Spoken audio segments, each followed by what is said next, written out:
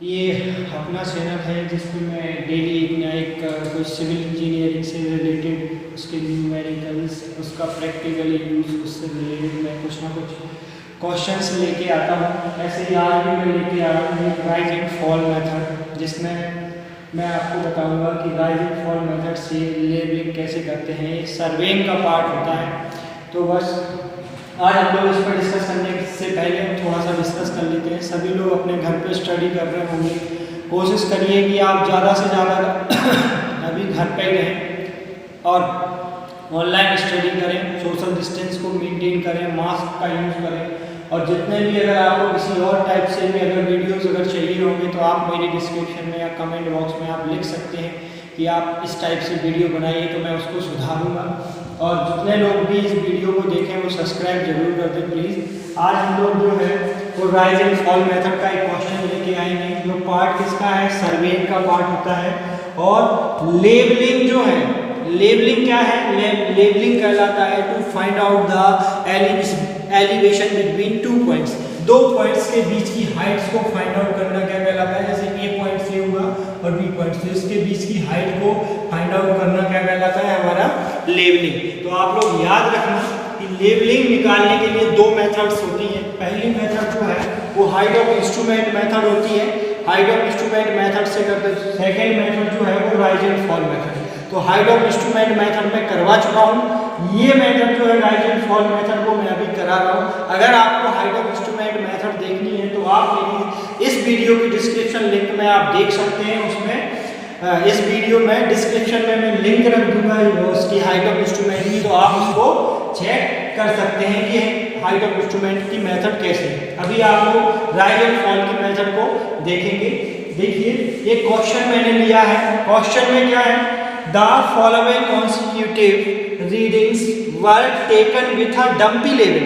देखिए दो लेवल निकालने के लिए दो इंस्ट्रूमेंट होते हैं हमारे पास, एक होता है ऑटो लेवल, क्या होता है ऑटो लेवल, और एक होता है डंपी लेवल, क्या होता है डंपी लेवल। दोनों का काम क्या होता है, लेबलिंग करना, ठीक है। तो है सेम, कुछ नहीं है, बस इसमें उसका जो स्केल रहता है वो उल्टा लगा रहता है, बाकी चीज़ें वही रहती हैं। ऑटो लेवल और डंपी लेवल सेम ही है, दोनों से ही क्या फाइंड आउट करते हैं हम, लेवलिंग, ठीक है। तो ये क्वेश्चन है, the following consecutive readings were taken with a dumpy level along the chain line.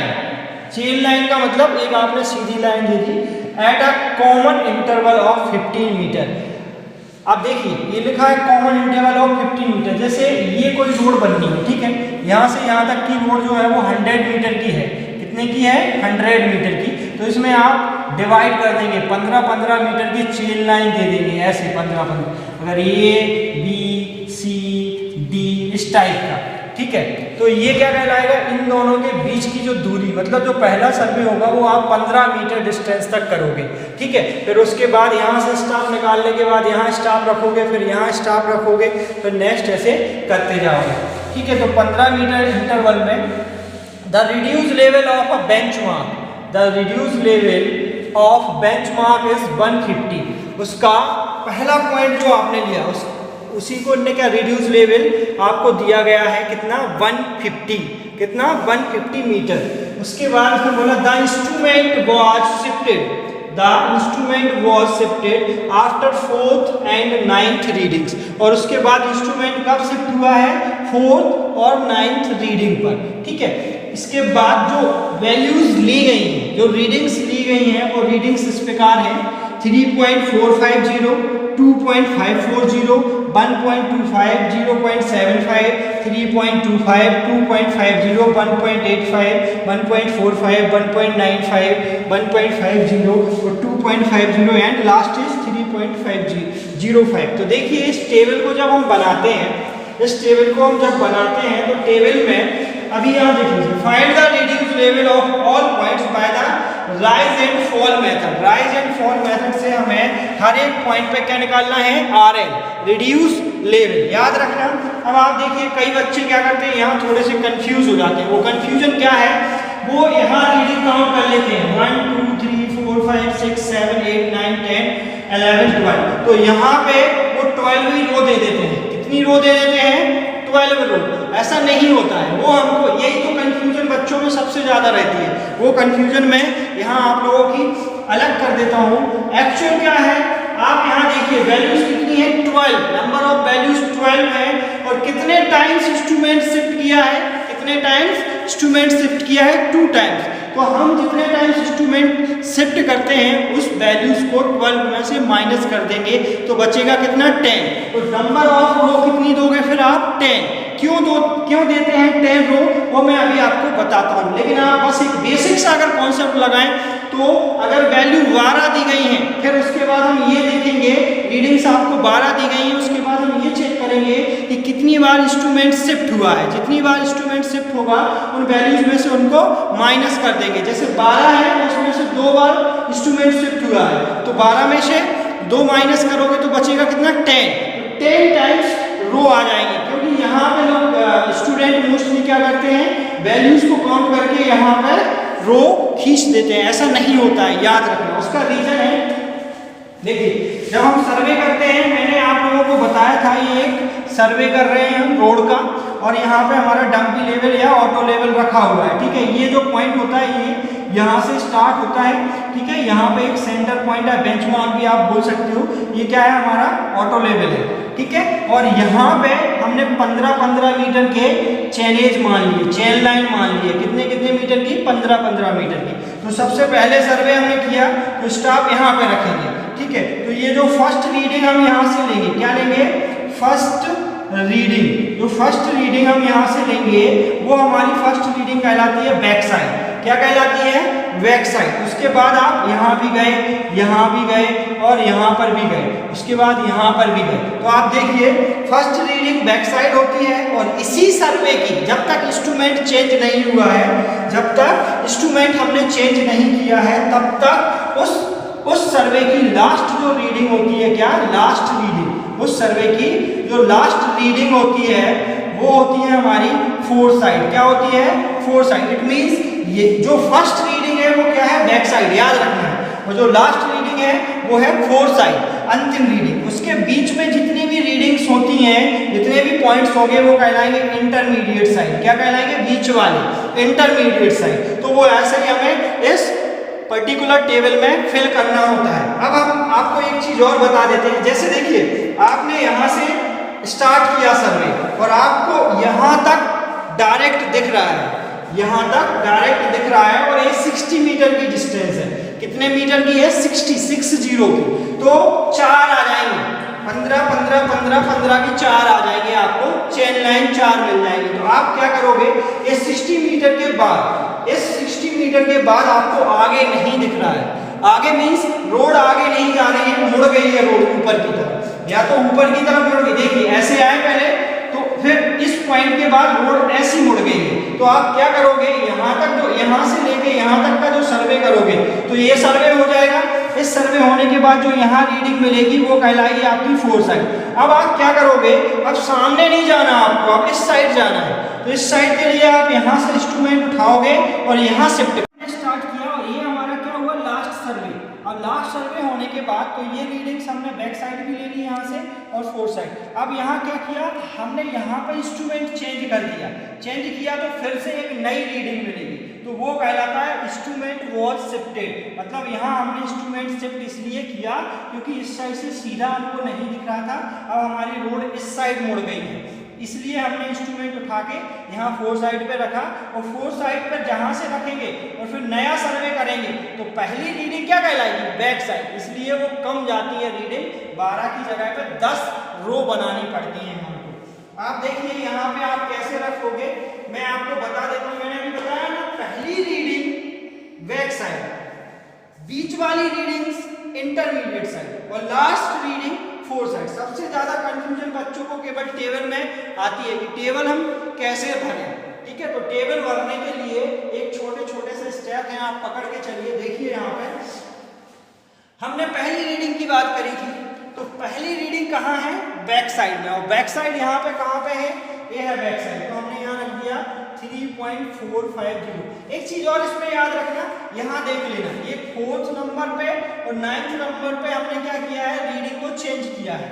मतलब हमने इंस्ट्रूमेंट को चेंज किया है 4th पे और 9th पे। तो आप यहाँ देखिए 1 2 3 4, मतलब ये वाली रीडिंग क्या है, 4 साइड है, ऐसे लिख सकते हो। और फिर उसके बाद 1 2 3 4 5 6 7 8 9, और ये वाली रीडिंग भी हमारी क्या है, 4 साइड। ऐसे आप पहले भी लिख सकते हो, तो कंफ्यूजन नहीं होगी आपको। कैसी कंफ्यूजन, जब टेबल भरोगे, जैसे आपने क्वेश्चन में पहले लिख लिया कि ये हमारी 4 साइड है, मतलब ये वैल्यू कहाँ जाएगी, 4 साइड में। और इसके पहले की जो रीडिंग्स हैं उसमें से पहली रीडिंग जाएगी बैक साइड में, बाकी की रीडिंग जाएंगी इंटरमीडिएट साइड में। तो ऐसे ही हम यहाँ पर रख देंगे। देखिए पहली रीडिंग हमने 3.450 उठाया, जो फर्स्ट रीडिंग थी तो वो बैक साइड में चली गई। उसके बाद दो रीडिंग है बीच में जो इंटरमीडिएट में जाएंगी, 2.540 और उसके बाद 1.25, ये इंटरमीडिएट में जाएंगी।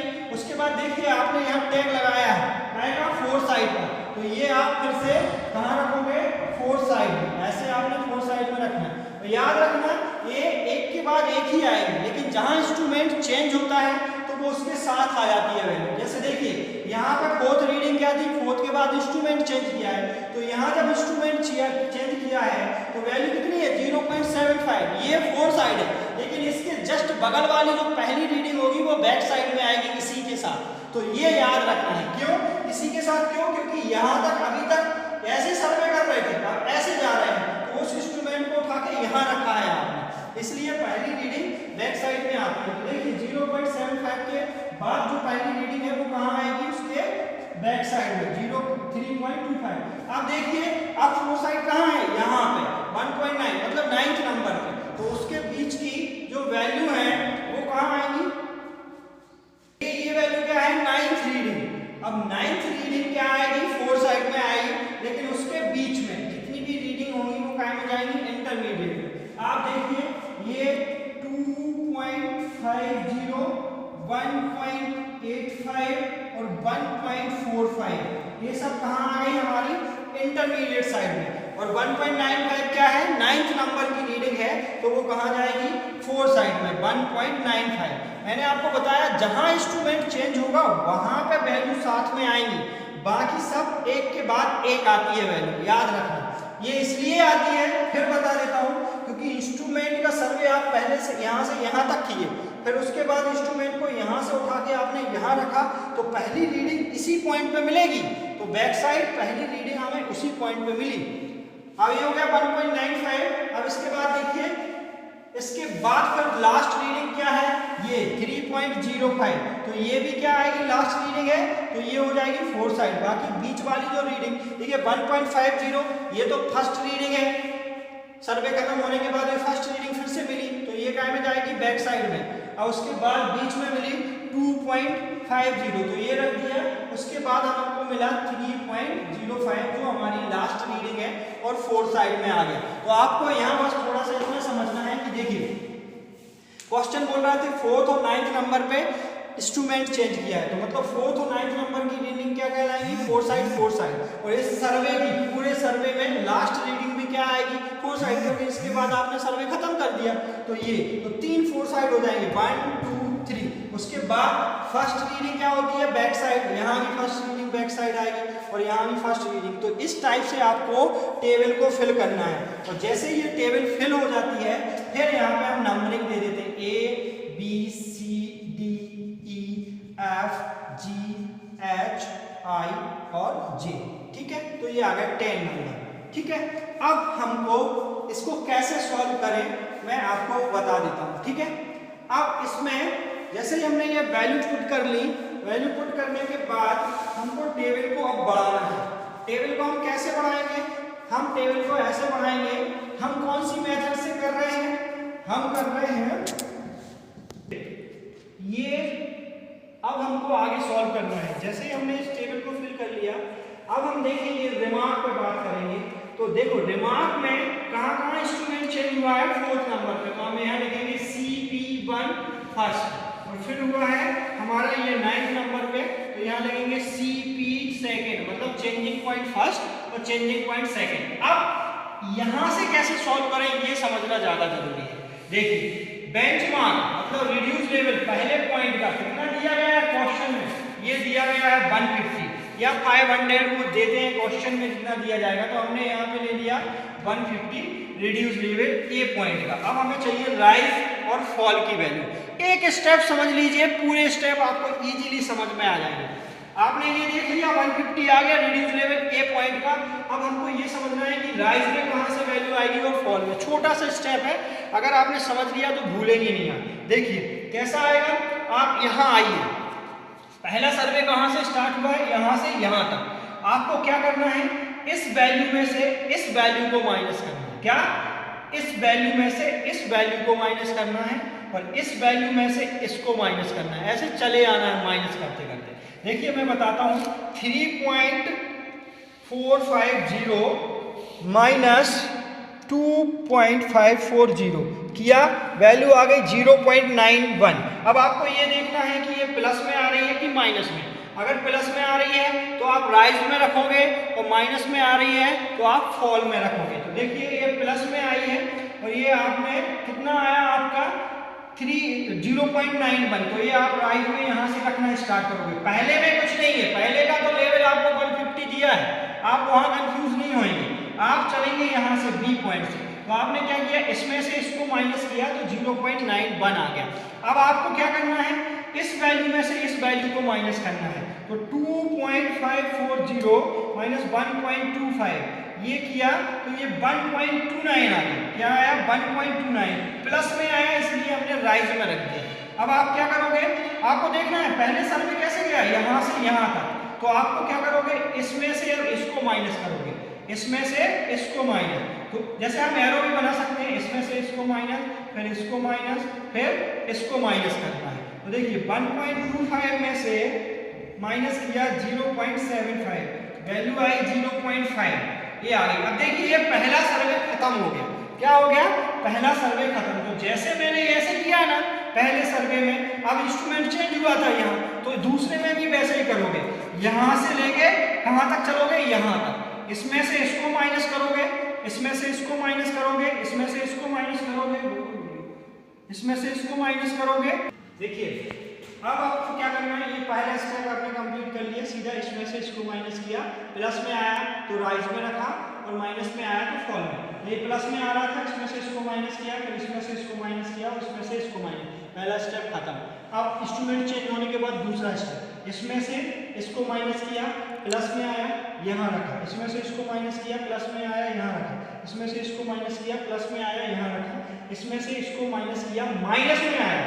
क्यों, क्योंकि देखिए ये बड़ी वैल्यू है और ये छोटी वैल्यू, तो हमने कहाँ रख दिया, फॉल में। इसमें रखा फॉल में, उसी पॉइंट पे। अब हम क्या करेंगे, यहाँ तक फिर 9th नंबर ये कंप्लीट हो गया। फिर से देखिए, फिर से नया, इसमें से इसको माइनस किया, यहाँ रखा, माइनस में आया तो यहाँ रख दिया। क्यों, क्योंकि फॉल में रखना है माइनस। इसमें से इसको किया तो आपकी वैल्यू ये आ गई। ठीक है, अब आपको क्या करना है, कुछ नहीं करना, मैंने आपको पहले ही बताया कि प्लस में आया माइनस करने पर तो राइज में रखना है और फॉल में कब रखोगे, जब नेगेटिव आएगा, याद रखना। इसके बाद हम बात करेंगे रिड्यूस लेवल कैसे निकालें। रिड्यूस लेवल निकालने का सबसे सिंपल तरीका कुछ नहीं है। ए पॉइंट में तो 150 है कि नहीं। अब आप क्या करो, कुछ मत करिए, इसमें इसको ऐड कर दीजिए। किसको, 150 में आप ऐड करोगे। देखिए किसको करोगे, 150 में आपको ऐड करना है 0.9 और जो वैल्यू आई है वो आप रखोगे उसके सामने। ठीक है, अब यहाँ आप आइए, अगला रिड्यूस लेवल कितना आ गया, 150.91 आ गया। अब आप यहाँ क्या करिए, फिर से रखिए 150.91 और ऐड करिए ये वैल्यू, क्या, 1.29 जो राइज में दिया है। तो आपने यहाँ लिखा 1.29, आपका कितना आ गया, 152.20। आपने उठाया और कहाँ रख दिया, यहाँ पे। तो कंफ्यूज नहीं होना है, करना क्या है, इस वैल्यू में से रिड्यूस लेवल में आपको ये ऐड करना है, रखना है यहाँ, फिर इसमें इसको ऐड करना है, रखना है यहाँ, फिर इस रिड्यूस लेवल में इसको ऐड करना है, रखना है यहाँ पे, फिर इस रिड्यूस लेवल में इसको ऐड करना है, रखना है यहाँ पर। ठीक है, याद रखना, राइज वाला जुड़ेगा और फॉल वाला क्या हो जाएगा, माइनस हो जाएगा। जैसे यहाँ देखिए, यहाँ पे आपने क्या किया, आपके पास ये वैल्यू थी, इसमें से आपने इसको माइनस किया, यहाँ रख दिया, फिर इसमें से इसको माइनस किया, यहाँ रख दिया। तो ये सारे डिफरेंट पॉइंट्स पे A B C D E F G H I J तक डिफरेंट पॉइंट्स पे रिड्यूस लेवल आ गया। क्या? RL आ गया डिफरेंट पॉइंट्स पे, जो हमको निकालना था। तो हम इस लेवल पे हमने ये निकाल दिया है। अब क्या होता है देखिए, राइज और फॉल क्या बताता है? राइज और फॉल ये बताता है कि कहाँ पर ऊपर है और कहाँ पे नीचे है, ये कंडीशन बताता है। ये पॉइंट मतलब राइज का है, ये पॉइंट मतलब फॉल का। राइज मतलब इतना पॉइंट 0.91 है वो राइज है, और देखिए 0.50 है वो फॉल में। तो इनका मतलब ये होता है कि अगर आप एक लेवल लेके चल रहे हैं ऐसा, तो इतना पोर्शन आपको अलग करना है इस लेवल पे आने के लिए, और इस लेवल पे आने के लिए इतना फॉल वाला पोर्शन आपको भरना पड़ेगा। ऐसी होती है कंडीशंस, आपको याद रखना है ये, ठीक है। तो इतना पोर्शन ये अलग हो जाएगा और ये मटेरियल जो होगा वो यहाँ भरेगा, तब रोड एक टाइप पे आएगी लेवल पे। तो ये डिफरेंट जैसे A B C D points थे, तो A B C D points पे हमने रिड्यूस लेवल निकाल दिया। ये हो गया क्वेश्चन हमारा खत्म। अब हमको क्या करना है, इसका एक चेक लगाना है। वो होता है कि हमने जो किया है वो सही है कि नहीं। तो हम यहाँ करेंगे, वो चेक क्या कहलाएगा? Arithmetical check. क्या कहलाएगा? Arithmetical check. तो वो अर्थमेटिकल